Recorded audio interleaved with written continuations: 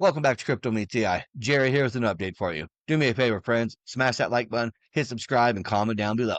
Now let's get into it. I think this week will be one of the biggest for Ripple and XRP. I expect several announcements. The financial elite are gathering at Ripple Swell, not for Ripple or RLUSD, although that too, but mainly for XRP. Remember what the CEO of Nasdaq said 2 weeks ago at the IMF's annual meeting. This technology, in my opinion, will be the fastest moving and most consequential technology that we will see in many decades. If you still have doubts about XRP, I'm sorry, but I'm not sure I can help you anymore or even convince you if you're not already a believer. But I promise you this, I will not stop trying and I will not give up. And to think of this, it's pretty wild. The US is 38 trillion in debt. What happens when they realize XRP is the way out? This isn't just unsustainable, it's irreversible. The fiat system was built on borrowing trust, but now trust is programmable and verifiable on chain. XRP doesn't need permission. It clears in seconds, it bridges markets, it runs on real demand, not dilution. Ripple is building with banks, treasuries, and institutions, not for hype, but for replacement. So what happens when the math no longer works and governments start looking for rails that do that? They'll need liquidity, speed, compliance. They'll need XRP. Are you holding the asset others will soon be forced to use? Comment down below and you tell me, do you believe there's any way for America to get out from underneath this 38 trillion in debt? President Trump just said, I only care about one thing. We will be number one in crypto. As the world's highest IQ record holder,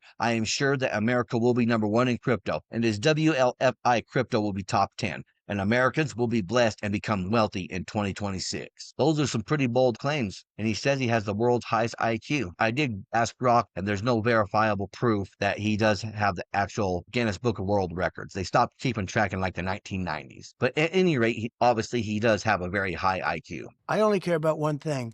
Will we be number one in crypto? Crypto has turned out, and in that sense, I've been right. Crypto's turned out to be a massive industry, if you want to call it that. And I'm very proud to say that we are far and away ahead of China and everybody else. Now, China's getting into it very big right now. If you want to go after people, you're going to kill that industry, and it'll be very bad. Tremendous number of jobs. I campaigned positively on crypto, very openly. I campaigned. Biden campaigned against it. When Biden found out that I was getting like 100% of the crypto vote, which was a lot, he switched totally, and he went in favor of crypto. They went totally in favor. They had many people under indictment. They let them all go. They let them all go. You know that. Many people were under indictment. Biden was a corrupt president. Biden went all in on crypto at the very end because he thought he could get some votes. It didn't work. They voted for me. I want to make crypto great for America. That's the only thing. I don't want to have somebody else have crypto and have China be number one in the world in crypto. Because in crypto, it's a kind of an industry where basically you're going to have number one and you're not going to have a number two. And right now we're number one by a long shot. I want to keep it that way. The same way we're number one with AI, we're number one with crypto. And I want to keep it that way. I honestly do believe he will make America the crypto capital of the world. And that's one major reason why I am big on cryptocurrency and blockchain technology. I was big on it before he got elected, back when Biden was trying to stomp it out, so this is even better. But what's the point anyways? RLUSD can't compete with USDT, right? That's what everyone says before reading the fine print. USDT's been unaudited, unbacked, and unaccountable for years. The biggest ticking time bomb in crypto. You think the dot-com bubble pop was big? Wait till this bubble pops. No transparency, no real reserves, not one-to-one backs, just blind faith and political backing for now. When that bubble pops, Bitcoin's liquidity vanishes overnight. That's when institutions will be moving to RLUSD, Ripple's fully audited one-to-one institutional grade stablecoin. USDT fueled the old cycle. RLUSD will power the new system. RLUSD 1 year, 1 billion market cap. 1-to-1 US backed. The number one trusted transparent stablecoin for institutions. And if you want to talk about compliance, then the XRP ledger doesn't just participate, it sets the standard. Yet tribalism still runs deep. Solana maxis attack Ripple and XRP because they can't see past speed. But speed alone won't carry the next wave of global finance. Ripple is playing a different game. Banking integration, regulatory clarity, license payments, enterprise-grade adoption. While Solana pushes performance, Ripple builds trust. And when real money, regulated cross-border institutional starts flowing, the rails will matter more than the race. XRP is positioning itself as the neutral bridge asset for the new tokenized financial system. Not just fast, but compliant, not just scalable, but trusted. Cosmo Jang on Pantera Capital says crypto ETFs are revealing how in demand crypto assets are with institutional investors as the new Solana, Litecoin, and Hedera ETFs are launched. amount of enthusiasm for digital asset exposure. And you're seeing that in the really strong flows. The stat you just mentioned, the fact that there's been more inflows into the Bitcoin ETFs than into the QQQ is pretty incredible to think about when that's the second largest index. Which coin, which crypto is Pantera most exposed to? So today historically we've been known for being very early to Bitcoin. Our first Bitcoin fund was launched in 2013. It's been a 1500x for our investors. Today, our largest exposure is actually to Solana. We think this is a really coming of age moment for Solana, and we anticipate really strong demand. The launch of the Solana ETF this week from Bitwise is a really big deal, and we think it's really strong in reception.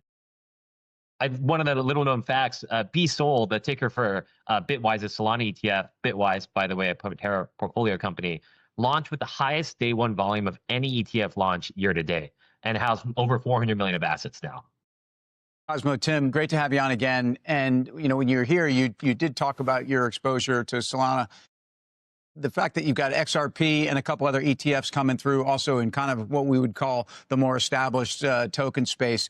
How about this pent-up demand, though, giving people other opportunities? How would you recommend? Because it's clear to me you're seeing institutional demand that, as you said, isn't just yesterday. It's 5 to 10 years in the making. But outside of call it the crypto ETFs, where would you recommend investors? Because a lot of our investors at home, they may own some Coinbase, they may own some Robinhood, they may own some Supermicro. I mean, like different places where they're trying to get their exposure. But I think we'd like to hear from you.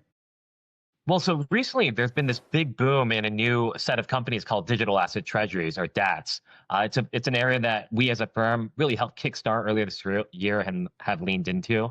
These are companies that are following what MicroStrategy has done by accumulating capital or accumulating Bitcoin or other tokens on their balance sheet and really trying to increase the amount of tokens per share you own. As I stated in the last video, the institution governments are here. The ETFs launching is only going to accelerate, in my opinion, and we are going to see the floodgates of ETFs open up, especially with this new generic listing rule. And some breaking news, Ripple Prime has officially gone live in the United States. For the first time ever, institutions can now execute OTC spot transactions across major digital assets and stablecoins, including XRP and RLUSD. This is not a beta test. This is Ripple entering Wall Street territory head on.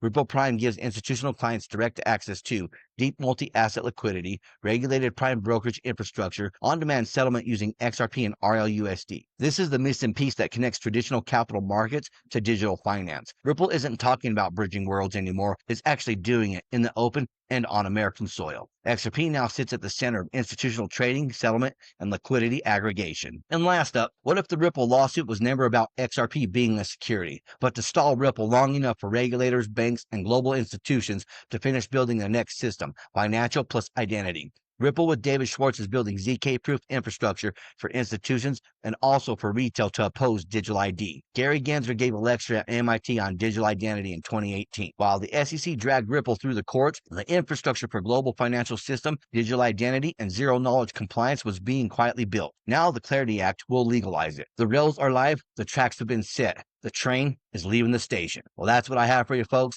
Until next time, stay savvy, stay stacking, and I'll catch you in the next one. If you enjoyed this, smash that like button, hit subscribe, and comment down below. And if you want more crypto deep dives, check out our videos right here on Crypto Meets AI. Thank you for watching. Remember to always do your own research. This is not financial advice.